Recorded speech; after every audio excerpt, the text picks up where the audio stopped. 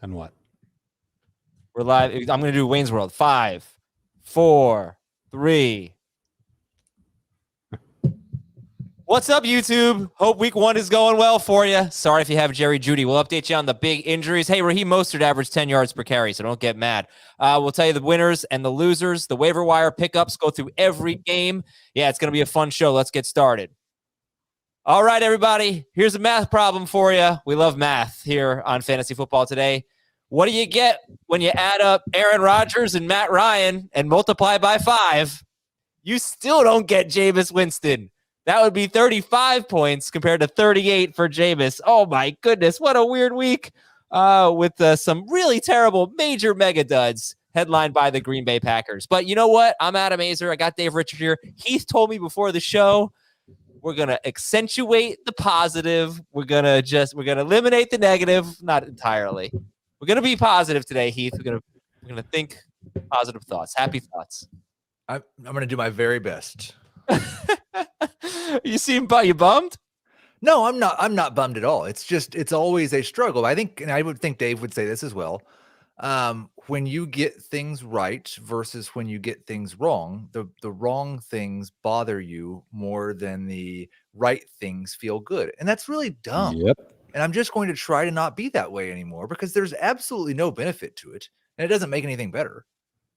The other point I would make is that I can, when week 1 started at 1:00, that's when all of my process for week 1 ended and my process for week 2 began. So yes, I talked up a lot of receivers that I thought were going to have great years, and they still can just because they didn't have a good week 1. But everything that we saw starting at the kickoff, really on Thursday, is all now working toward week 2. We are moving forward. We're not looking back. We can. Oh, no, we are. We're totally looking back a little bit. For the next hour. We're spinning everything toward week 2. That's my psyche. There's nothing we can do about it now. We got negative yards from Elijah Moore. We barely got anything out of Marquez Callaway. Oh, I don't even know who Aaron Rodgers is anymore.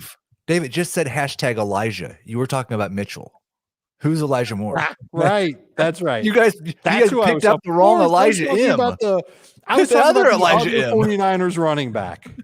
19 carries, 4 yards, and a touchdown for Elijah Mitchell. Absolutely. Great call, Dave.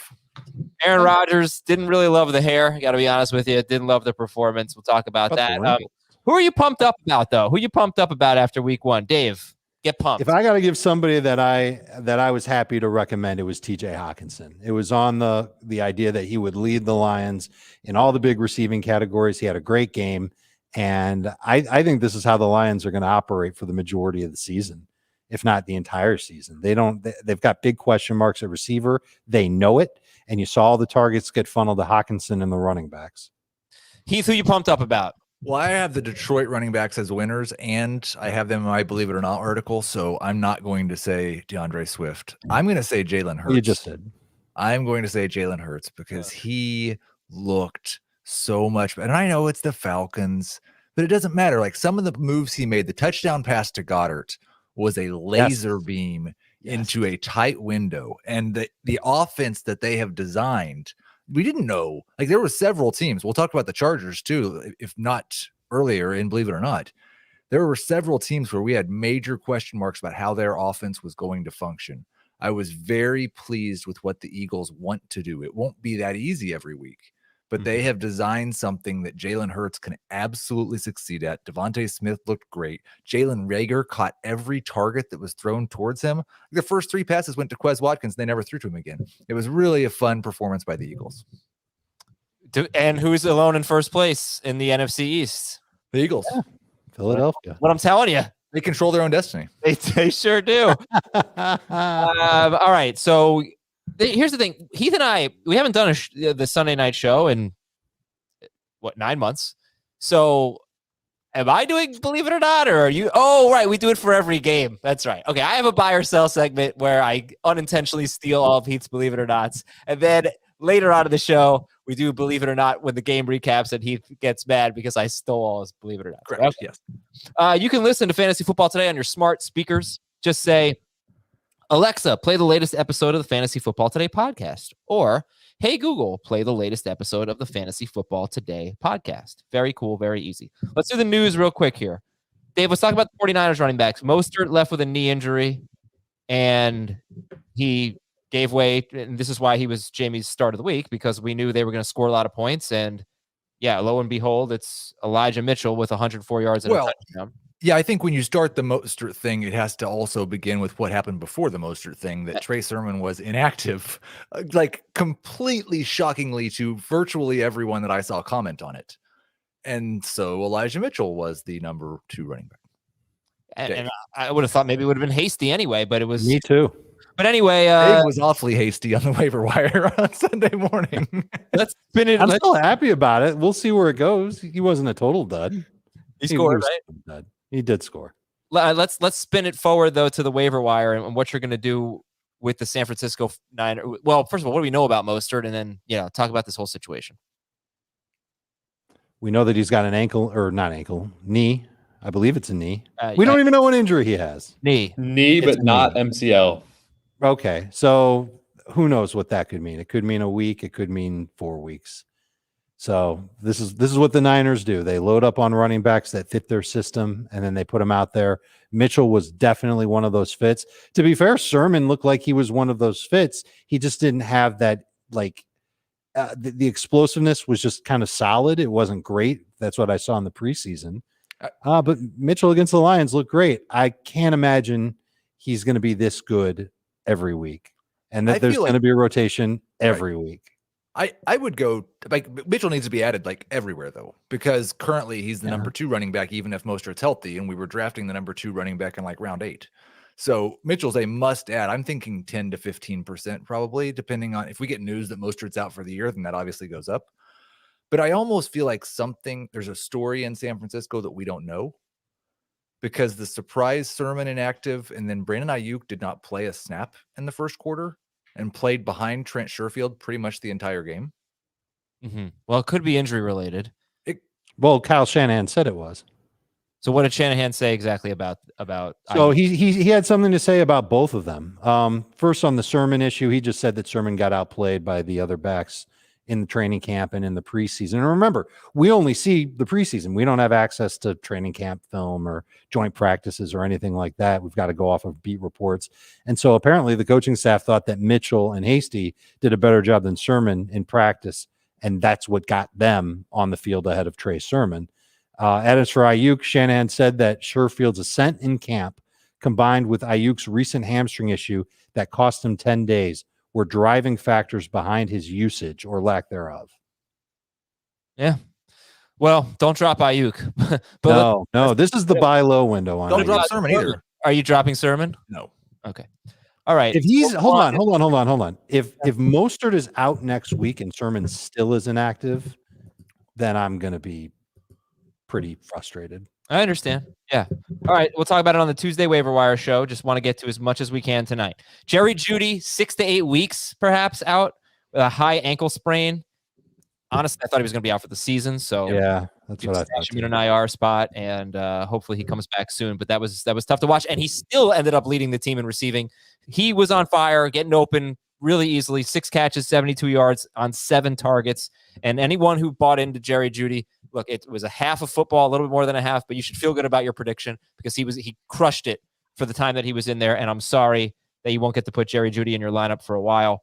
And they get Jacksonville next week. They get Jackson. Yeah, and then the Jets. The Jets. Sutton had a bad game, but we got to. I mean, are you feeling pretty good about Cortland Sutton right now?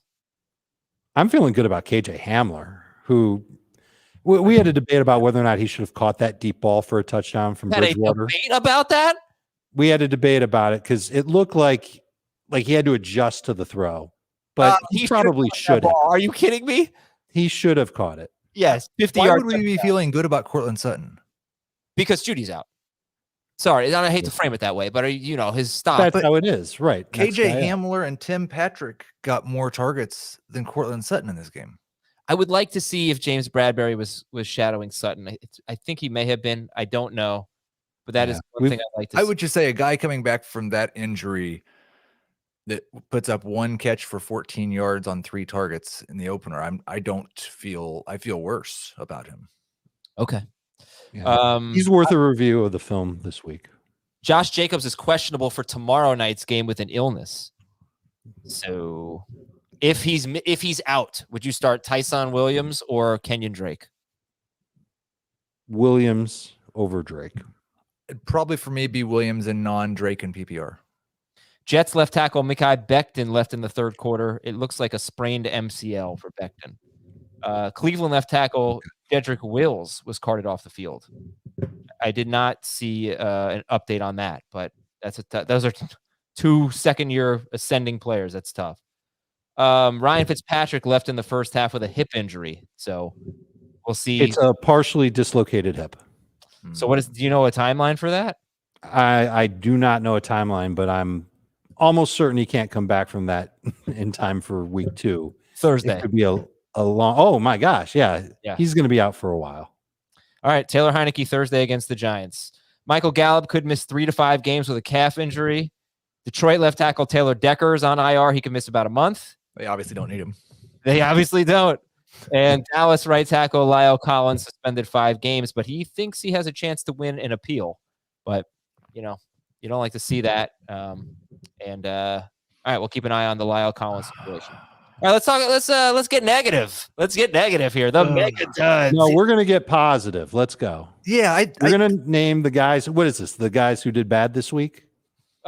Some of them. All right, we're going to make I will find a way to say something nice about every single one of these players. There were enough negative players that we should not have players who scored 10 or 11 PPR points on this list.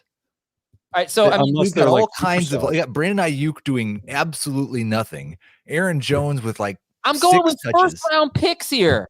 I'm just saying, with all the terrible mega duds, you should not be putting Derrick Henry's name on it. I'm looking at the list. Half this list is Green Bay Packers.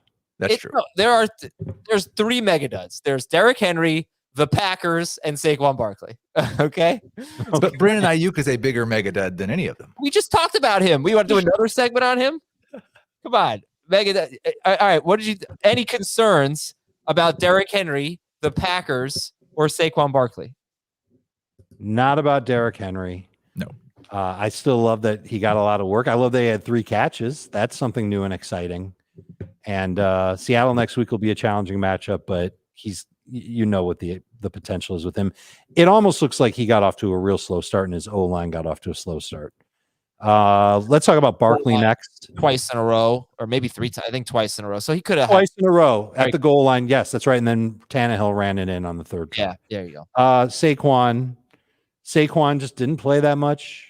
I'm not ready to say he looked bad. I didn't pay close enough attention to it. I'm pretty sure you might have, Adam. Well, what did I tell you? What did we talk about on this live stream on Thursday? I looked back at every one of his tough matchups since his rookie season, and he has struggled in almost all of them in terms of per carry. He really hasn't been that effective. I don't blame Saquon Barkley. Their line is horrible. So I'm a little nervous about it. He needs to break off a big play. Obviously, this wasn't going to be the game to do it. They barely had the ball. He didn't play his full snap share. But it was disappointing. It was disappointing. I'll tell you how many snaps he played if you give me a sec. You know, it was not disappointing. What? Justin Fields just played a snap on the Bears' first drive and completed a pass. All right. Yeah. What a shockeroo. No, I think since we're doing a live show, I need to be doing this more often, Adam. This is more important that I share these things as they happen. Justin Fields completed a pass in the red zone, and then Andy Dalton threw an interception. No way. Yes. Oh, wow. Well, that's it. That should be it. That's it. We told you we were going to start you. You threw an interception. That's Justin Fields' time. 28 snaps for Saquon Barkley. Yeah, it's nothing. Yeah, I mean, there were. But they're horrible. I mean, the Giants played 56 snaps. He might have played half the snaps. I am, if anybody's expectations changed, and I was already concerned about Saquon, but I am more concerned about Saquon after this game than I was. All right, what about the Packers? I think there's a buy low window on Saquon, and it's going to last through Thursday and into next weekend. And then week 3, they've got Atlanta, and I would bet by then they're going to say, okay, we just got to let this guy play. And they start building him into the offense more and more. All right, what about the Packers? They lost 38-3, I believe. Aaron Rodgers scored 1 point. Aaron Jones had 5 carries. AJ Dillon had 4. I mean, just Devontae Adams 5 catches for 56 yards. I'm sure he saw a lot of Marshawn Lattimore. But yeah, this was alarming. What you guys think? It looked like Aaron Rodgers was old and washed. Don't say that. Yeah, I got a warning text from Adam today saying, don't go on the podcast and say that Aaron Rodgers looks old and is going to stink. And I don't think that's what you're saying, Heath. I don't want to put words in your mouth. That was exactly what I was saying because Adam told you not to say it. Oh, yeah, that's right. That's how he looked. He looked old. He didn't look like himself. It was the He hair. also looked like a guy who was in total control of the offense. Like there were a lot of interesting decisions that they made, like going for it on 4th and short, deep in their own territory later in the game. I thought it was a little odd. There's something really odd about the whole game. The offensive line, I don't think, played so great. Everybody knows it's tough to go into Jacksonville week 1. I know. Look what happened to the Colts last year. Yeah. It's true. Yeah, I can't help but think that they will get it straightened out in time for week 2 against the Lions. Good comment, to the moon. Completely washed. Yeah. So listen. So we're doing a live stream right now on YouTube, youtube.com/fantasyfootball, and we put up a question. Do you think? What was the question? Do you still believe in Aaron Rodgers? Aaron Rodgers washed up. Everybody keeps almost everyone is saying washed, which first of all is wrong because it's washed up. It's not washed. No, we're on YouTube. It's That's definitely washed. Say, it's 100% washed. I mean, all right. So right now, would you rather have Aaron Rodgers or Jameis Winston? No, you're going to take Rodgers. Rodgers or I mean, you're going to take Jalen Hurts. For sure. Joe Burrow. Yeah. Joe Burrow or Rodgers? Bengals look good. They looked all right. I was Burrow had his moments. They look very run heavy, though. Very run heavy. Only threw, I think, 28 passes. But what we were drafting Burrow as like the 13th quarterback off the board. I guarantee you if we were redrafting, Rodgers would be at least the 10th quarterback off the board. I guess I would say Rodgers here. But if I've got Rodgers and no other quarterback, I've got to at least start looking at other quarterbacks on the waiver wire just to see what's out there. And if I've got the bench space, I'm going to pick up a second guy. Because if he looks bad against Detroit in week 2, next week you're not going to be confident to start him in week 3. All right, that's our Megaduds segment here. Let's get to an early look at the waiver wire, guys. So who are the top? This is a quick segment. We got a full show for it on Tuesday. Top guys you think will be waiver wire pickups, fab pickups. Elijah Mitchell. Mitchell's at the top of the list. Brown's DST will be a popular pickup. Hopefully Justin Fields.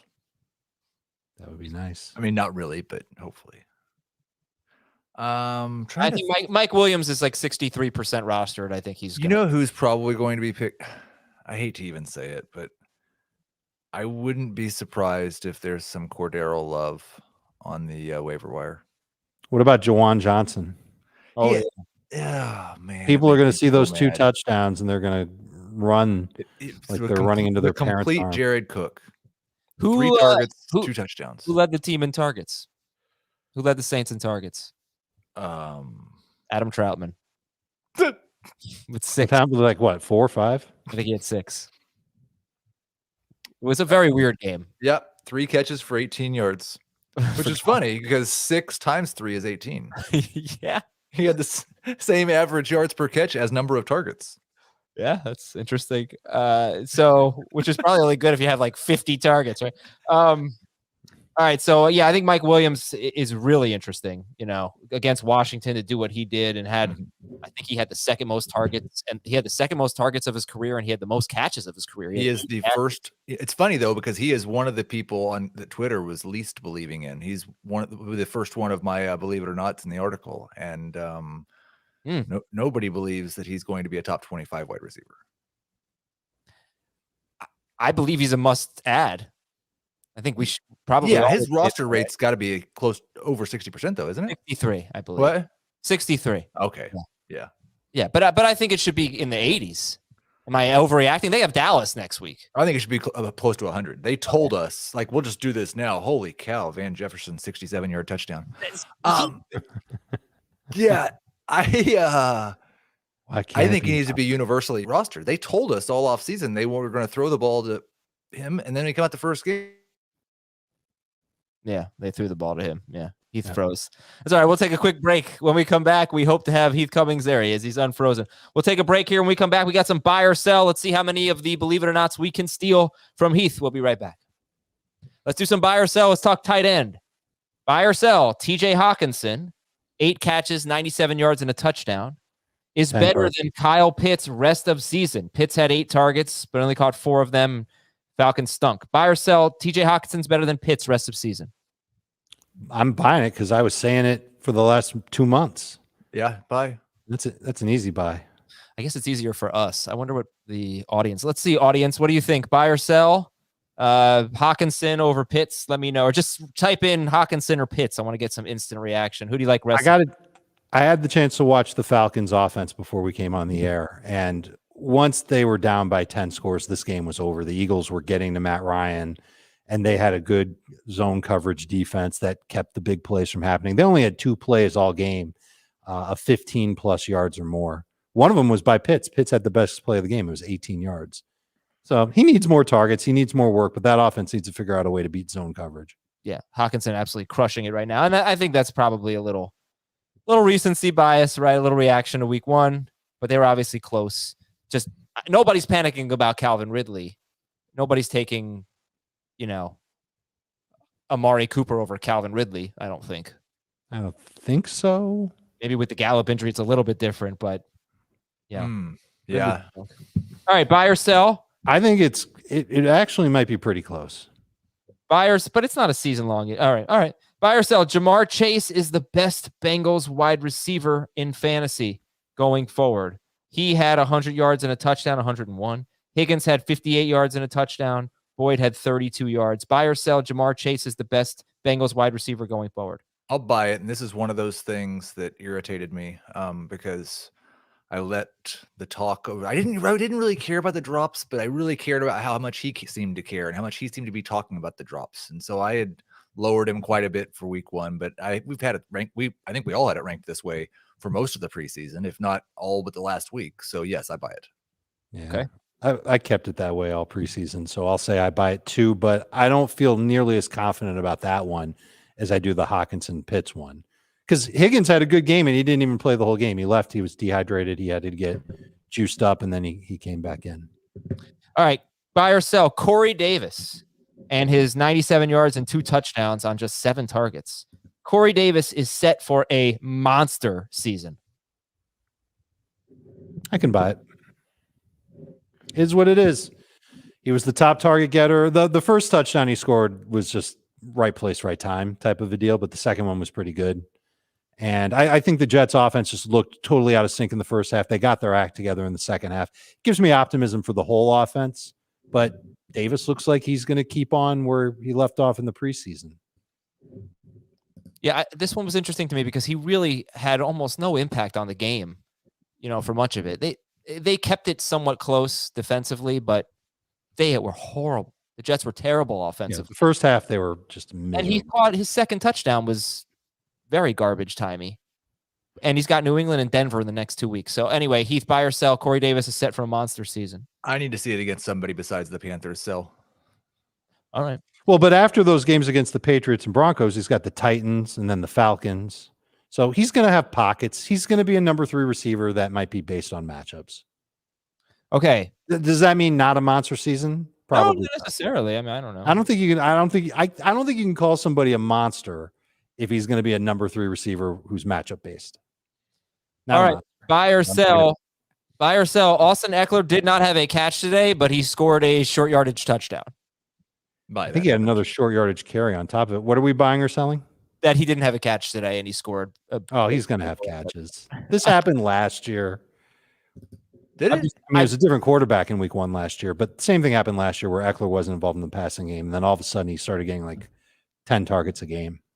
The only thing that makes it different for me is that last year I knew who his coach was and I knew what his coach did.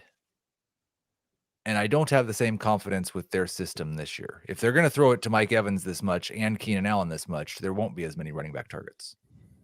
They do have Mike Williams, not Mike Evans. Does that change anything? Thankfully for them. I just thought it was really interesting. I mean, when was the last time Austin Ekeler didn't have a catch? I'm going to look that up. The Packers. Justin Jackson, third on the Chargers and among running backs and carries. Yeah, Larry Roundtree will probably be a waiver Week wire 6 of 2018, Austin Ekeler did not have a catch. Oh, he also did in week 18 of 2018. Week 18 of 2017. 17. Yeah. All right. He and Mike Evans. Buy or sell, the Packers should have traded Aaron Rodgers. That's just a joke. We already talked about that. Buy or sell. Now is the time to sell Brandin Cooks. Cooks had 132 yards against the Jaguars. Yeah. Anytime Brandin Cooks has a big game, you should try and move him. They're not playing Jacksonville every week. Jacksonville's defense looked so bad. He's got the Browns next week, Carolina after that, Buffalo after that, New England after that, and Indianapolis. Get what you can for Brandin Cooks.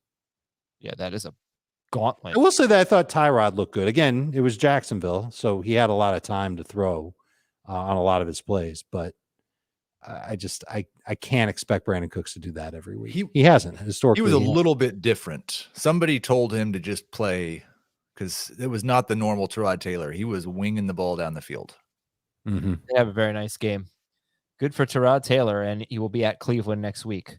All right, injuries. News and notes. These are a lot of fake out injuries. Chase Claypool, T. Higgins, Tyler Lockett, Deontay Johnson. They all briefly left and came back. George Kittle got hit in the face by an onside kick. He appears to be okay. Joe Mixon did the same thing. What? Yeah. Did you see that Damian Harris got hit in the face by his own helmet? No, I didn't. He got hit while running the ball, and his helmet came off and popped him. He was like down for a while. Oh. I think that's what happened. All right. Well, he came back. So did Joe Mixon. Rashad Penny did not come back. Came back and fumbled, and Patriots lost. Yeah, he did have the game-losing fumble. Rashad Penny left with a calf injury. Trent Brown for the Patriots. Did he come back? Left in the first quarter. Check on that one. Sometimes the late games don't get the full injury updates when we go on the air. Schrager, if you could check on Trent Brown, that would be excellent. Zach Ertz left with a hamstring injury. Gabriel Davis limped off. The Ertz thing obviously could have a pretty big impact on Goddard. So we'll keep an eye on that. All right. Time for our winners and losers. Heath, your winners. You have Devin Singletary, Mike Williams, and DeAndre Swift. Let's talk about Devin Singletary, another surprise inactive with Zach Moss. But were you happy with what you saw from Singletary, who did fumble twice, by the way? Yeah, it was weird. Both of them were out of bounds. I saw both of them. I think one, he was actually trying to get the ball out of bounds to stop the clock late in the game. So I'm not sure if they were actually both unintentional fumbles, but I think considering the matchup against the Steelers, it was a pretty encouraging performance. He showed some of that same juice on a couple of plays in the second half that he had showed us in the preseason. It's still worth remembering that he's a Buffalo Bills running back, so it's probably not going to be like a huge upside. But the fact that he got 80 yards on 14 touches against the Steelers, I feel pretty good about that. You've got to be happy. You've got to be happy that he had 11 carries. Wow. Like in a game where Buffalo, it was competitive for a while, and then they got blown out. They threw the ball 51 times. The running backs had 15 carries in the game, but at least Devin had 11 of the 15 carries. Well, I just think it's a huge story that Zach Moss was inactive. You know, this is a big deal. Right. I don't know if it's going to stay that way. Breida averaged 1 yard per carry. Yeah, I haven't seen anything on Moss if there was a reasoning behind it. I would be curious. I don't know if you have this information yet, Dave. Did Matt Breida play on special teams? I think there's a way I can check. It seems like teams are very hesitant, especially if they're not going to run very much, to carry backup running backs that aren't going to play on special teams. Sure. Mike Williams, we already talked about, and DeAndre. Well, it was both the Detroit running backs. So this was a tremendous performance from these guys. Swift was started in 69% of leagues. Jamal Williams started in 5% of leagues. Swift had 11 carries. Williams had 9. They both had 8 catches for more than 50 yards. They both scored. Incredible. So what do you make of it, Heath? I just want to make sure that when people see these numbers, they don't think, well, yeah, but it was only a 1-score game. They were getting blown out almost the entire game. This game was never close. They were down by 3 scores at the 2-minute warning and then scored 2 touchdowns and actually had a chance to score a third after the 2-minute warning. It was incredible, but this was what I pretty much expect from an Anthony Lynn offense. Now, they're not probably going to have quite, but what they have combined, 20, 36 touches? I think you should expect 32. And I think that makes them both, like, it makes Swift a high-end number 2 and Williams a low-end number 2 is my expectation. Now, in this game, Williams was more efficient. I would not expect that to be the case most weeks. Okay. I was trying to see because they were getting blown out. I mean, it was 41-17. Yeah. Oh, they were getting blown out almost the entire game. Yeah, but when That's it was 41-17, I want to see who got the carries because that was the only thing I didn't really, I know the carries were pretty even, but was it? I think it was mostly even. It was even for much of the game. Yeah, it was Williams the entire first drive, Swift the entire second drive, and they just kind of mixed and matched from that point on. Okay. All right, Dave's winners are Jamar Chase. Adam, wait till you see this Van Jefferson touchdown. I'll go on Twitter. Jamar Chase, Jalen Hurts, and Miles Sanders. You want to talk more about Chase, or? I think it's pretty clear now that everybody recognizes that they overreacted to what they saw in the preseason, and that the guy who was so talented when he came out of LSU and then waited a year to come into the NFL is the real deal. And he's going to have good opportunities moving forward. I think everybody's ready to start Jamar Chase every week. One person on Twitter told me, I knew there was a chance. I was benching Chase regardless. I knew there was a chance he would go off. I had to see it first. And that might've been the sentiment that a lot of fantasy managers had with Chase, is that they just had to see it first. And now that they've seen it, they're going to buy in for a while. He's bought himself at least 3 or 4 weeks. If he has 3 more bad games, has a bunch of drops, then people will worry. But for now, no one's worried. Yeah. I'll tell you who should be worried. Miles Sanders really should have had a better game than he had. I thought he looked good. He had no catches in the first half. In the second half, he started getting targets. He had 4 catches in the game. I think he had a lot of nice runs. And, Gainwell stole a touchdown and Hurts had some yards. I think that Miles Sanders could end up having a pretty decent year after all. How many of Gainwell's carries came after the game was kind of out of control? I don't know. I can look that up. But find that out. His touchdown came after a kind of long Miles. I saw that. Yes. Yeah. But it would concern me if the 15-9 carry ratio and 5-3 target ratio for those two carries forward, then I think Sanders is appropriately ranked as a low-end number 2 running back. Ben, so Schrager's giving me some good info here. First of all, Zach Ertz returned to the game, so you can forget about him. No update on Trent Brown for the Patriots. And for Gainwell, he was mostly used in the 2-minute drills and later downs. Try to check at the very end. Looks like 3 carries for Gainwell in the fourth quarter. So that's not a big percentage of them. All right, let's move on. I'll try to look more into that. Okay, so you're not sharing the same enthusiasm. But first of all, the fact that Miles Sanders had 4 catches is huge. I was in the second half. He had 1 target in the first half. Good. We're finally going to get to see him with a good offensive line. After last year. Yep. He's good, and he'll get more touchdowns than Gainwell. All right, so Miles Sanders or Mike Davis, rest of season? Sanders. I think you've got to say Sanders. I don't like that he plays San Francisco next week, but then again, look at what the Lions running backs did to that defense. All right, so going to the losers. Why don't we go right to Mike Davis, because he's one of your losers. Why is he one of your losers? He had 18 touches. I don't like how involved Cordero Patterson was in the game plan, and I really don't like how awful this offense looked. Just dreadful. And maybe a month of Arthur Smith working with these guys and that it will look better. But I don't think Cordero Patterson's better than Mike Davis. But again, it's a similar ratio to what Sanders and Gainwell were. And I don't think the reason I don't get as excited about Sanders, I don't think they're going to have too many games with game scripts like the one they just had against the Falcons. I didn't think the Falcons would have very many of those games either, but I thought this would be one of them.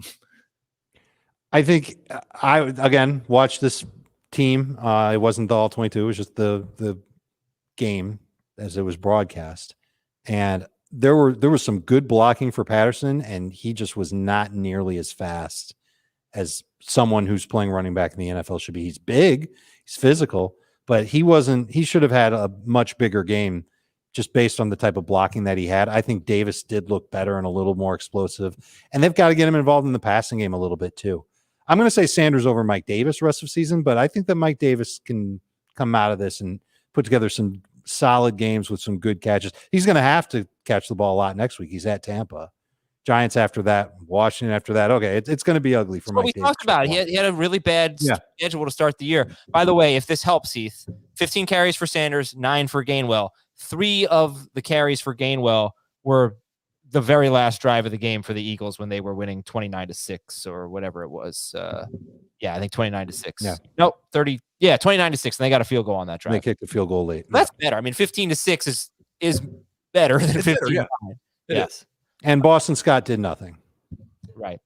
All right. Any more losers, Heath, that you want to talk about? Aiyuk and Elijah Moore, you listed here. Yeah, I mean, we've talked about Aiyuk enough. You've got to hold on to him. You can't use him. And it's kind of the same thing with Elijah Moore. I wouldn't go drop him for Mark Ingram this week. I think that would be the equivalent to Peyton Barber, right? But you just got to hold him for a couple of weeks and hope that he gets more involved. He was just, not even a part of the game plan, really. Okay. He had a deep target early on. He had a play called back by a penalty, I think. You have to be patient with rookie wide receivers if you want to keep them. But he has the Patriots and the Broncos with his next 2 games, so just keep that in mind as well. I think it goes down like this, Adam. Either you cut him now and you just roll with the consequences because you probably aren't going to feel good starting him the next 2 weeks anyway, or you've got to hold on to him for the next 3 weeks and not use him against New England, not use him against Denver, and hope that he's shown you something in those 2 games to where you'll feel comfortable using him against Tennessee. I really am just planning on I'm holding Elijah Moore until his bye. He gets the Titans and the Falcons right before his bye. Right. If he hasn't shown something by then, he's not worth holding through his bye. But you should try to otherwise. Yeah. Right. It just the quarterback situation is going to have a lot to do with this too. I mean, Zach Wilson's going to have to play well. Yeah, and he didn't look like someone who was going to do that. Not yet. He did better in the second half. Okay, Dave's against the Patriots. We'll see how he does. Dave's losers are Julio Jones, Tyler Boyd, and Ben Roethlisberger. All right, so are you really worried about Julio Jones? 3 catches on 7 targets, 29 yards. I'm worried about the whole Titans offense after how Arizona shut him down. Didn't Arizona only have 1 decent cornerback coming into the game? And they absolutely, Chandler Jones just rattled Ryan Tannehill. Wasn't the offensive line for the Titans supposed to be one of the better offensive lines in the league? I'm a little concerned about that offense in general. A.J. Brown made a play for a touchdown. Derrick Henry really didn't get anything going until the second half. He had 2 chances at a touchdown. He couldn't get it done against Arizona. And maybe we're going to just find out that the Cardinals defense is amazing. But I'm a little concerned about Julio. It's not like I'm cutting him, but he's got to show us something against Seattle, against Indianapolis, the Jets after that, Jacksonville after that. He's got some good matchups coming up that you'll feel okay starting him, but I was hoping for better numbers. I was hoping for more than 29 yards. I understand that, but let's talk about this real here, okay? Are we really downgrading Julio Jones? Are we really downgrading any Packers or any Titans based on these duds in week 1? Not among the studs, but anybody that thought that they had something with MVS, forget about it. A.J. Dillon, more of a handcuff than a guy that you can use as a flex each week. How do we know that? He had led the team in rushing. He had as many carries as Jones. Really, like 1 fewer. I think didn't he play with Love? Wasn't he rotating with Kylan Hill late in the game? Probably, but he also was in. Aaron Jones had like 7 touches in this game. I don't know what to make of this Packers game. It was horrible. I'm more worried about Julio than I am the Packers. Although he did have an almost touchdown because he's Julio. That's true. Yeah. All right. At Seattle next week for Julio. Ben Roethlisberger didn't look so good. Does get the Raiders next week. 18-32, only 188 yards and a touchdown at Buffalo. So, yeah, I mean, are we sounding the alarm, I guess, on the Steelers receivers? Let's see what happens with the Raiders. Yeah, that's going to be a telltale game. Okay. Yeah, Roethlisberger, though, he just didn't really look. No. And the new offense did not look like something that was going to make us feel better. It didn't look like a new offense. It looked like the old offense. Sometimes they moved before they snapped it, Dave. Then they were in the same place. I don't know if there's any goal line work or anything you saw, like Kareem Hunt was still in. Nick Chubb obviously was too, but Kareem Hunt got his work inside the 5-yard line. He scored a short yardage touchdown. He was in on 4th and 1 when Landry scored a rushing touchdown. Yeah, I don't know if there was anything. Oh, this is actually big. James Conner is he's Kenyon Drake once they get like near the goal line. Once they get near the 10-yard line, basically. He's the guy. I think Edmonds is going to get more work, but I don't know how many touchdowns Edmonds is going to score this year. So as of right now, things can obviously change, but it was clear when they got near the goal line, when they got near the end zone, James Conner was in the game. They had nearly identical snap shares, and Edmonds plays a pretty valuable role in the passing game. He had 4 catches, but that was not what you wanted to see. We'll see how it plays out. Do you know how many carries James Conner had inside the 10 today? How many? As many as I had. No. Yeah. Carries. Well, he was in there. Fine. But I think Kyler had a short yardage rushing touchdown. He did. Well, if you can find snaps inside the 10, I'd be interested at that. Let's go through I might be able to. Top 5 at each position. The week 1 leaderboard. Let's go to the quarterbacks. I thought to myself after Thursday Night Football, are Dak Prescott and Tom Brady going to be in the top 5? Think Brady still is. Yes, he is.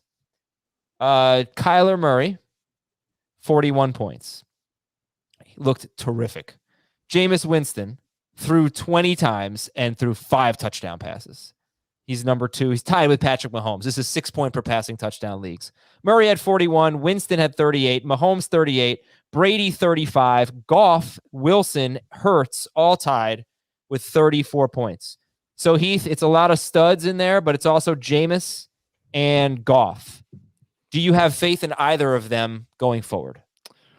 I am much more interested in rostering Jameis, obviously, but I'm not certain that Jameis is I don't have faith yet. No, that's obviously, I mean, I think he was the first quarterback in like 40 years or something to throw 5 touchdown passes with fewer than 150 yards.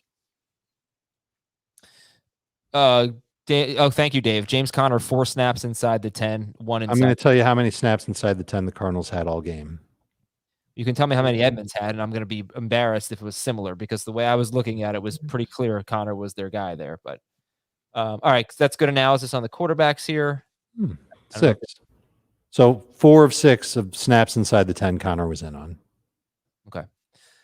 All right, let's go to running back. The top running backs. Joe Mixon. That's pretty Hey. Yeah, man. So this is non-PPR. It's a pretty similar list than PPR, except McCaffrey and Williams are higher. Jamal Williams.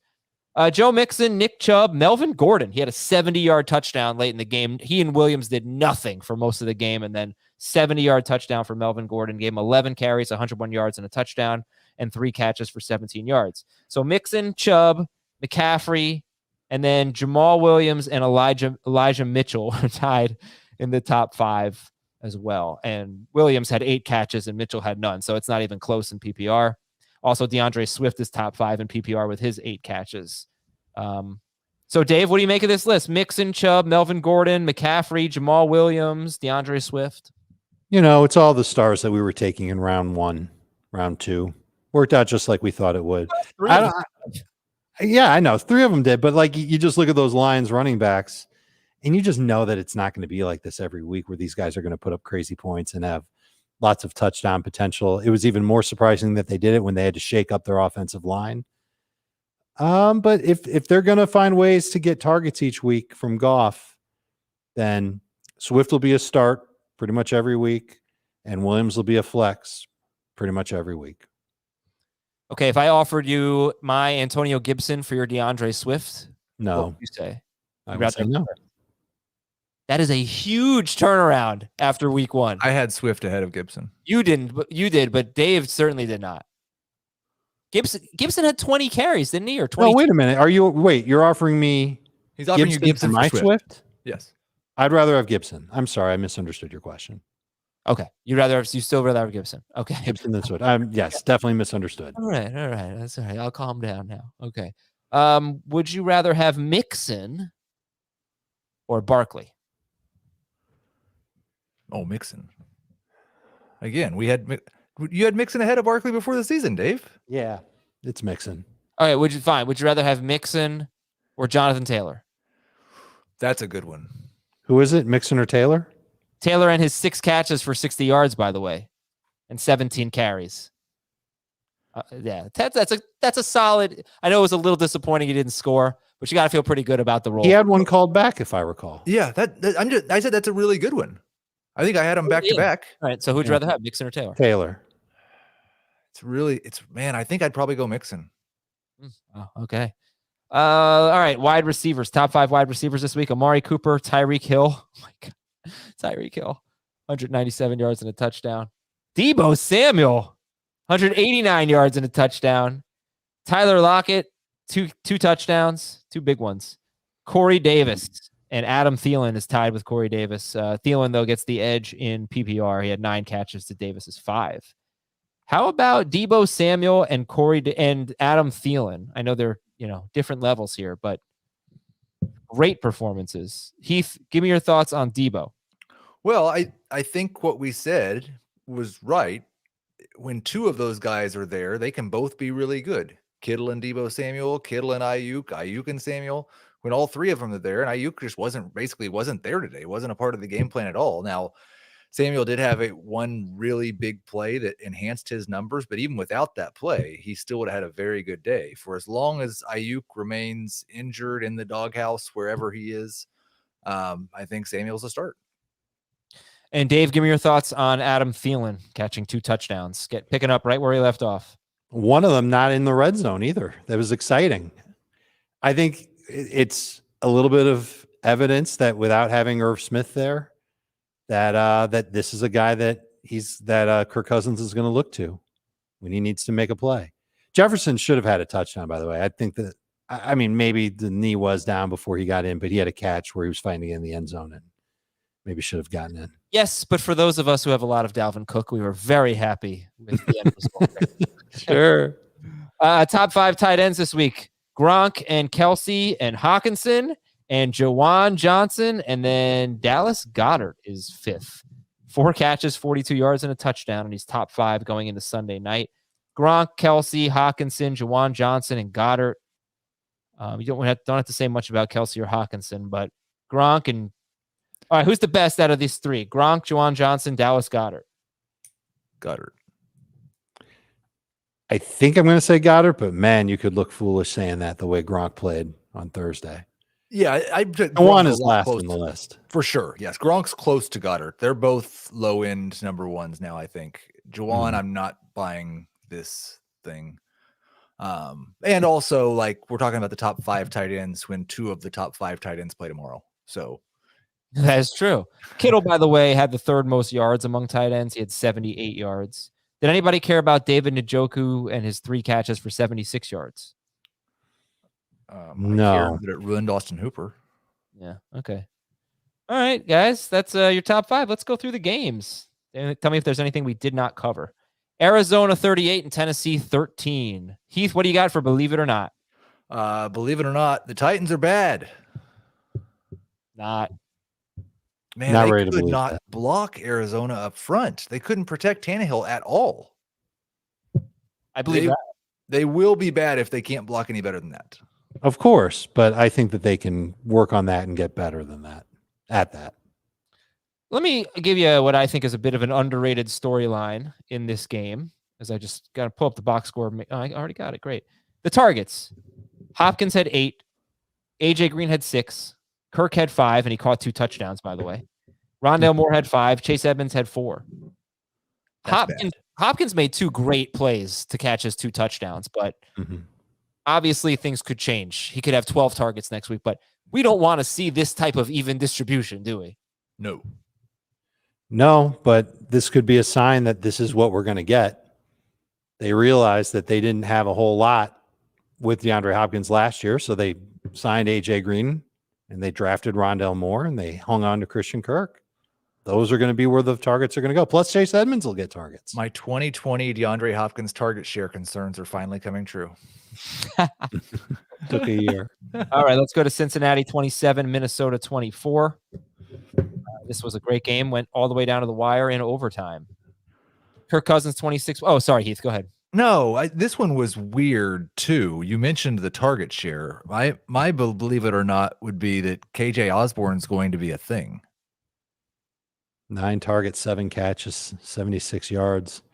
I know he's fast. I didn't really watch much of this. Come on, Dave. We saw KJ Osborne. He's not he's a Miami Hurricane. He's a special. I know. He was like more of a special teams player, but he got a chance to play a little bit today. I can't believe that he'll be a thing. Because the 9 targets for Justin Jefferson and the 10 for Adam Thielen are fantastic. But if this is like every other Vikings game and they throw 30 passes instead of 50, those numbers are not very impressive at all. Mm-hmm. And 67 snaps for KJ Osborne. It would surprise me. 7 catches for 76 yards. He was really good. Yeah. And don't forget, they played an extra 10 minutes of football too. Well, that's what I'm saying. He had the same number of targets as Jefferson and 1 fewer target than Thielen. I don't care about the 9 targets so much, but if it's a 3-way, it's not going to be a 3-way split. If he's anywhere in the neighborhood of Thielen, Jefferson, Cook, then it's a problem for everybody, unless they're just going to throw 50 passes a game, which they're not, because they're not going to play overtime every game, probably. He had 0 targets in overtime. Yeah, Cousins, by the way, only threw 49 passes. So Jefferson threw 1. Oh, you're right. You're right. Tyler Boyd, 3 catches for 32 yards. Dave, we didn't really talk about him. He was one of your losers. Are you? Yeah. Disappointing that he finished 3rd in the pecking order among the receivers. That Chase had more and Higgins had more, and Higgins didn't even play a complete game. So a little frustrating, but this is how it works in the NFL usually, is that the more explosive receivers get more opportunities, and the guys that play in the slot, sometimes they do get more and sometimes they don't. And this is one of those games where they didn't. So probably this is one where I think you can downgrade Boyd a little bit and call him more of a definite number 3 receiver, maybe a flex, maybe not necessarily a number 2 receiver in PPR. All right. Chargers 20, Washington 16. And I'm guessing the people who, like the beat reporters would probably tell you Herbert played better than his fantasy point total, only 15 points. There were a lot of drops in this game, and he threw for 337 yards. But anyway, Heath, what do you got for Believe It or Not? We didn't answer this one earlier, so I'll just go back to it. Believe it or not, Mike Williams is going to be a top 25 wide receiver rest of the season. I can't believe it. I think he's going to be good. I think you should ride him while you're confident in him, but I don't believe he'll finish as a top 25. Do you believe that he's going to have an increased target share from past years? When he plays, yes. He hasn't really missed better that than it many was games. last year. Okay. Does that come out of I think that's the next question then, like in analyzing the Chargers and this, because they're one of the teams that we didn't know exactly what they were going to do on offense. And they did something very different than what I expected. I think than what we all expected. They threw downfield. So, like, the question is, how much does that matter? Because if this is the offensive game plan, Austin Ekeler is probably going to bust. Yeah, it's amazing that he didn't have a target in this game. He's going to have some targets, but if he's getting 4 targets a game instead of the 8 to 10 that we thought he might get, or 6 to 8. Mm-hmm. Well, keep in mind, Herbert threw 47 times, which is still even more amazing for Ekeler. Williams had 12 targets, which was the second most of his career, but they did throw the ball a lot. It's a 25% target share. If he gets 25% of the team's targets this year, he's going to be a top 20 wide receiver. Yeah, maybe is. top 15. This is the bright side to a guy that's consistently had a lot of air yards, and he did today. As of now, as of when we're talking, he's top 12 in air yards among receivers. So when you get the air yards and you get a chance to make plays on him, this is what happens. All right, how about Believe It or Not? Terry McLaurin is screwed with Taylor Heineke at quarterback. Yeah, That's a downgrade. I mean, he'll have some good games, but the guys, like, look, I don't know where Taylor Heineke fits on Terry McLaurin's career quarterbacks played with list, but he fits in very well. Just because I have it open, Terry McLaurin had 43 air yards today. All right, let me see what McLaurin did in the playoffs last year, because Heineke started that game. And McLaurin had 6 catches for 75 yards on 7 targets. I'm worried now. I'm just a little worried about touchdowns now, but he caught all 4 of his targets today, 62 yards. And Washington hardly had the ball at all in this game. That probably won't happen all year. Yeah, 24 minutes of possession. All right. Any thoughts on Antonio Gibson? Antonio Gibson with 21 carries for 92 yards, 3 catches for 18 yards. J.D. McKissick had 1 target. That's great. Yep. No, Yeah. he's good. You'll take any running back in fantasy that gets 20 carries and 5 targets. Okay, Logan Thomas caught a touchdown. That was good to see. Houston 37, Jacksonville 21. We do have to talk about Mark Ingram. Mark Ingram had 26 carries for 85 yards and a touchdown against the Jaguars. Philip Lindsay also had a touchdown. He had 8 carries. David Johnson had 3 carries. So Mark Ingram is 32% rostered. What should it be? Or is this a buy or sell? Is this a believe it or not, Heath? No, we can do this and then I'll do my believe it or not. All right. So what should Mark Ingram's roster percentage be next week? 60. Yeah, it'll be around there. And remember, we're living at a time where people are gravitating toward running back names they know. And this is one that everybody that's been playing fantasy for more than 2 years knows. So I could very well see him even in the 70s after Wednesday night. Believe it or not, every time you start a Jag, you're just going to be sweating garbage time. Unless it's James Robinson. Not every time. They're going to get it James figured out. Robinson. He was the worst one of the group today. Yeah. Carlos Hyde was getting carries before Robinson was. You don't want James Robinson in garbage time. No, there's no choice of whether it's garbage time or not. There will be garbage time. It's just, is there any chance for any of them to have success before garbage time? This guy is the biggest loser of the week. Is he? Maybe. James Robinson. He's got to be up there. 5 carries, 3 catches at Houston. How many carries did Hyde have? 9 carries. Oh. But I think a lot of those were late. I'll check on that. But still, 5 carries. I'm sure it'll be better next week against Denver. Or Chandler Jones. And then Arizona after that. I mean, you saw the report about Urban Meyer, CBS Lock and 4 report about Urban Meyer before the game. It's not off to a good start. So, I mean, if you were redrafting today, James Robinson was about 36th overall, somewhere around the 3-4 turn. Mm-hmm. Where would you take him now? I would try and look for him in round 4 or 5. I don't know if I drafted James Robinson this year. And that's not because of anything good that I did. It's just a stroke of good fortune. Well, you were drafting with me in half your leagues. But yeah, I would not want to do that now either. Yeah, I'm looking. The score was 37-14 at one point. Hyde got 4 of his 9 carries. I mean, Trevor Lawrence was still like a top 12 quarterback. He did the Bortles. Yeah. Who's your favorite Jaguars wide receiver going forward? I'll still say Chenault and PPR. I might just go back to Chark. Not like I never had a great deal of confidence. It was always kind of just like moving them around and around in the 30s, and Chark had 3 more targets than the other guys and made a play downfield. True. Yeah, he did have the few. Didn't he just have like one great play? Yeah, he did. And everything else was just kind of, and he still made great plays. He had a couple of drops. Didn't they all have one great play? Except Laviska just didn't have a great play. Laviska just had a lot of bad plays. He had 7 catches, and so I think if you're in full PPR, I guess he had 55 yards in his other 2 catches, but 12 targets, 3 receptions. It's hard to get thrilled about DJ Chark when It sounds a lot. Maybe Gardner Minshew wasn't the problem. Will you stop? All right, but is anybody thinking that Mark Ingram might actually be someone that we could start this year? Like next week, would you start Mark Ingram or Jamal Williams? Jamal Williams.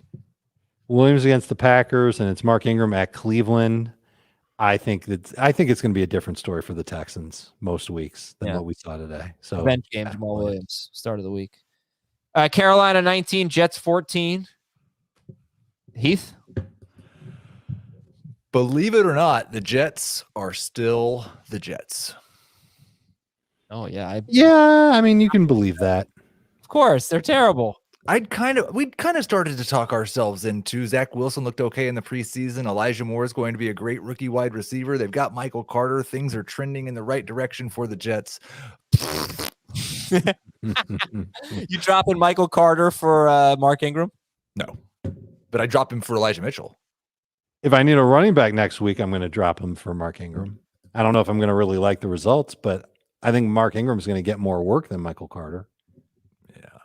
Zach Wilson was 6 of 16 in the first half of the game. He finished up 20 of 37. Might be a Robbie Anderson problem too. I'm glad he caught the long touchdown, but he only had 3 targets. That was surprising. Arnold threw 35 times. You know, look, we didn't really see a ton of Robbie Anderson with Christian McCaffrey last year. But Terrace Marshall had twice as many targets as him. Mm-hmm. Yeah, okay, fine. But McCaffrey had 9 catches in this game. I mean, it's just his PPR machine. DJ Moore was so good, but again, no touchdown, 6 catches for 80 yards. And by the way, the Jets did better against tight ends, but they should have given up a touchdown to a tight end. It wasn't Dan Arnold. Who was it? Ian Thomas. It was wide. It was open in the end zone, and Darnold missed them. Okay, I think that's enough for that game. Well, I don't know. Do you want to talk more about Robbie Anderson and DJ Moore? I'm just a little. He's a number 3 receiver this week, and I'm a little bit worried. And if he has another week where he gets fewer targets than Terrace Marshall, then I'm going to be a lot worried. All right, Philadelphia 32 and Atlanta 6. Go. This is my favorite, maybe one of my favorite, believe it or not, I've ever done because of the results of the poll. Believe it or not, the Kyle Pitts fantasy manager should be looking for a streaming option this week. Did you hear the list of the top 5 tight ends? I mean, it's still a crap position. What are you doing streaming? Come on. He plays Tampa Bay. The offense looks awful. You're going to start Kyle Pitts? You're 0-1 already. Who am I going to start over him? All right, well, first of all, Dave, give your answer. Gronkowski? No, I'm going to start Kyle Pitts in week 2. When I drafted him, I made the commitment to use Kyle Pitts. Listen, maybe you can make a consideration to if you get Gronk off the waiver wire. Do you really think about Gronk ahead of Pitts? I think that's worth a thought. It's a good thought exercise to actually go through. Gronk has the better matchup. Gronk had more targets. Gronk obviously had better numbers.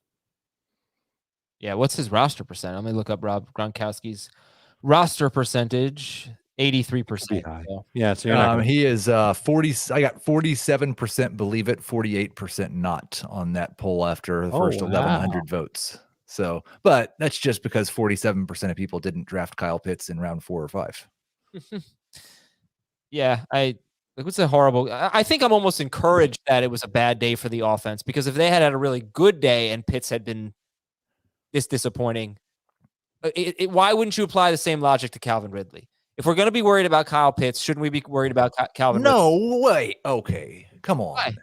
Because Calvin Ridley is an all-pro wide receiver who has delivered as a top 12 wide receiver who has been incredible for 4 years in the NFL, and Kyle Pitts is a rookie tight end. What I'm saying is, if the offense is as bad as you think, or as it was today, if they're really going to have a bad offense this year, then Calvin Ridley is going to be a bust. I think if they could have a bad offense this year, and Calvin Ridley could still be very good. But he's not going to be a top 5 wide receiver if they have a bad offense. That's probably true. They suck as bad as they did today. Well, they suck as bad as they did today. Yes, I don't think they'll be quite this bad all year. No, I'm surprised. I'm a little. I don't know if I want to get it back to Mike Davis, but I'm a little surprised that you're down on him, because it's not. Patterson didn't have that big of a role. Davis had 18 touches. Patterson had 9. 7 carries, 2 catches. Yeah, that was not a garbage time thing. And more total yards. No, not at all. He was playing on the first series. I haven't mentioned it yet, but how about Jamar Chase, Devontae Smith in this game, and Jalen Waddle all catching a touchdown today? That's awesome. That is awesome. All right, Pittsburgh 23, Buffalo 16. Interesting game, by the way. Nice statement by the Steelers. All right, go ahead, Heath. Believe it or not, the Steelers' offense isn't going to be any better than it was last year. I hate to say I believe it, but I'm starting to believe it. Now, I did say coming into this week that Buffalo's defense was going to be good and that their D-line was going to be real good. I think the win for Pittsburgh covers up a lot of warts. Yeah. And we'll see those warts come out. So I'm a little nervous about my Steelers players moving forward. The one I'm like most worried about would still be Najee. He played every single offensive snap, 100% of the snaps. He caught 1 pass. Mm-hmm. They did not throw to their running back more after they didn't throw to their running backs last year. Yeah, nothing really changed with them, did I it? feel like that he's gonna have a role in the passing game. I do. I understand, but you have to feel less certain about that after this game than you did before this game, considering what they did last year. I don't know. It's one game. Okay. They have a different coordinator this year. I mean, But there was no evidence of that in week 1. There was evidence in the preseason when their first team was out there. Najee Harris was catching passes. Yeah. You never know what to make of preseason. If you still believe in Harris, this is a great buy low opportunity For sure. Yes. Yeah. You need to do it Especially right the before they Raiders play too. the Raiders. Yeah. Yeah. Exactly. All right, for the Bills, and Diggs had 15 targets. How about Beasley? I mean, 8 catches for 60 yards on 13 targets. Allen threw 51 times in this game, and Beasley, 60% rostered, only started in 6% of leagues. 13 targets, guys. Does this move the needle for you? I don't know if it moves the needle. I think Beasley has games like this. He's one of those receivers that you start hoping that he hits his floor of 10 PPR points, and anything you get past that is gravy. I thought for sure you'd come up with a buy or sell about Josh Allen, who completed 30 of 51 throws, only 1 touchdown. So I think confidently that is a player that nobody is panicking about after 1 week, right? I mean, he had a bad week, 18 fantasy points, and we had all decided before the season started that everyone knew Josh Allen was going to regress a little bit and wouldn't just continue to get better, because we hadn't all decided that. I wonder now. You did, didn't you? I'm doing this Twitter poll right now. Who would you rather have rest of season, Josh Allen or Kyler Murray? I bet Kyler Murray wins. Of course he's going to win. Of course he's going to win. Yeah, absolutely. All right, let's go to Seattle. 20. That was I think that was the highest my voice has ever gotten. Yeah. That was serious, incredulous. I'm going to have to clip that. Trager, write it down. An hour and 6 minutes or so. Of course. Seattle 28, Indianapolis 16. All right, what do you got for this game? Colts and yeah, they didn't play this. Nyheim Hines is going to have at least as big of role as he had last year, if not bigger. I think this is toward the high side of what his role will be from week to week. Well, yeah, I mean, 15 touches is going to be. I think it's rare when we see him get 15 touches. But the role he had last year made him a top 20 PPR running back. Yeah. I'm thinking he doesn't get there, not on a per game basis this year. Was he top 20 on a per game basis? I don't think he was on a per game basis. The combination, he was top 24 on a per game basis. The combination of the contract and then the leak about how they want him to be more involved, and then him getting 15 touches in week 1 is a little bit led the team in targets. Too much for me to overlook. I think I underestimated Nyheim Hines coming into this year, and he'll be ranked a lot higher next week. Okay, this is another game. I just want to take a look at the target distribution here for Seattle. I didn't get to see all that much of this, but it's so funny. They talk so much about the short passing game and whatnot, and what were the 2 plays that stand out? Deep balls, Tyler Lockett. But you had 5. You had this sucks. 5 targets. Well, Wilson only threw 23 passes. Exactly. So 5 targets maximum. Lockett had 5. Metcalf had 5. Disley 3. Carson 3. That's just weird. But all right. I guess I won't make too much of it. They had a big lead and didn't really need much from Wilson. And they're so efficient anyway. But Metcalf got the touchdown. 4 catches, 60 yards, and a touchdown. Lockett, big game. 4 for 102. Touchdowns. All right. The other, believe it or not, I was going to do was there's just once again not going to be that much separation between Tyler Lockett and DK Metcalf. And then on the other hand, I mean, Dave might think, hey, this was what Lockett does.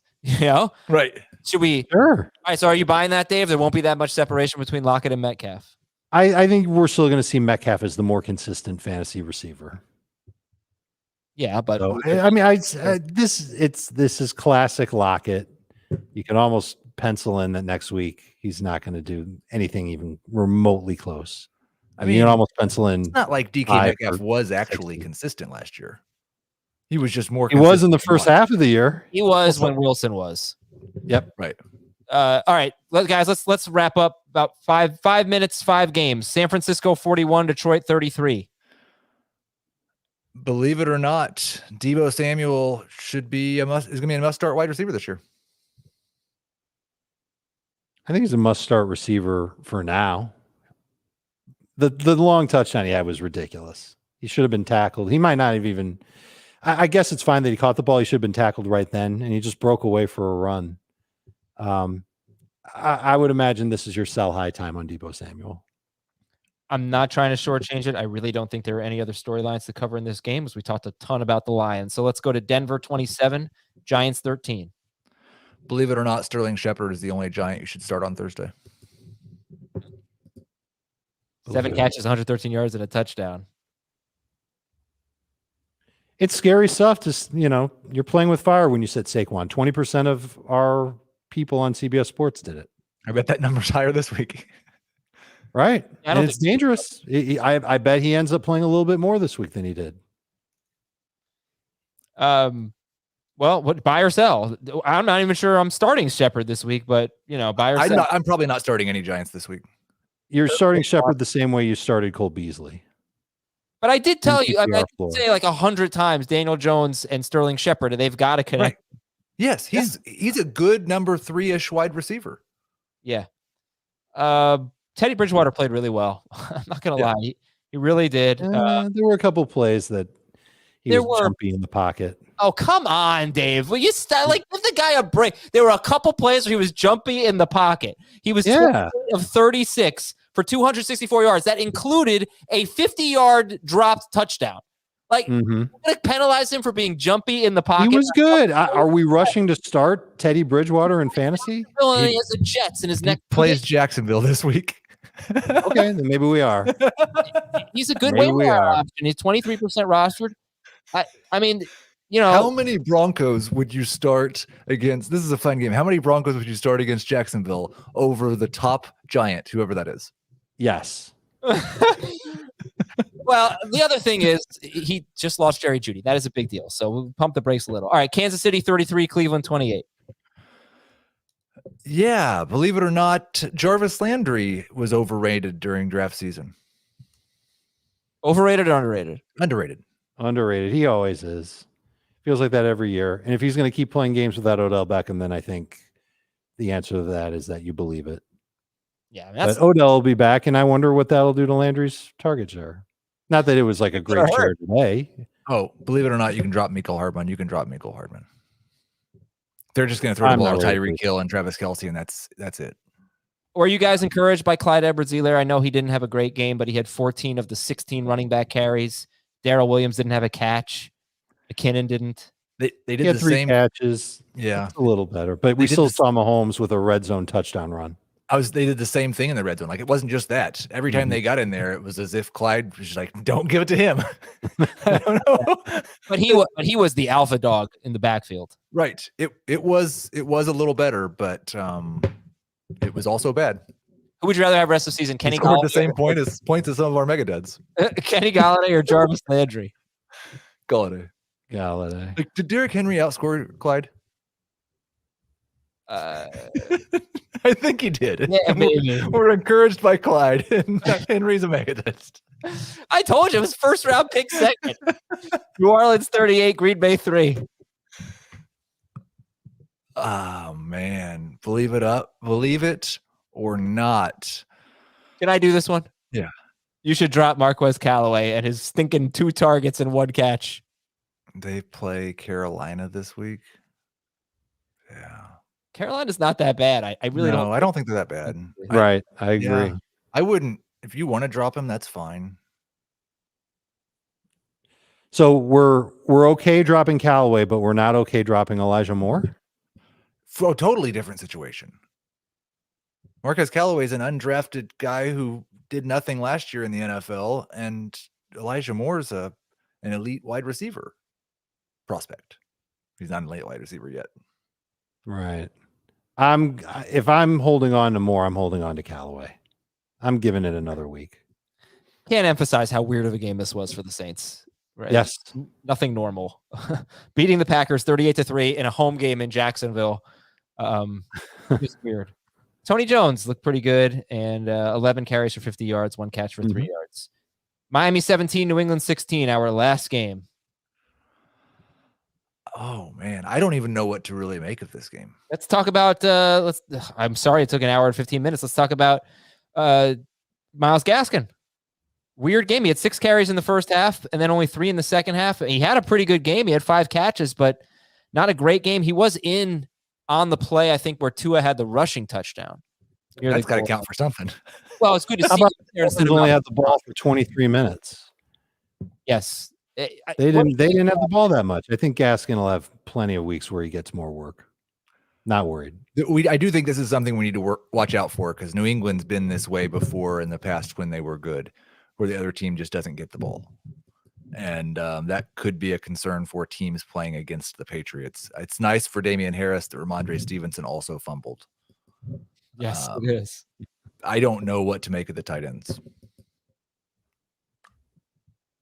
Any of them. Devontae Parker had a good game.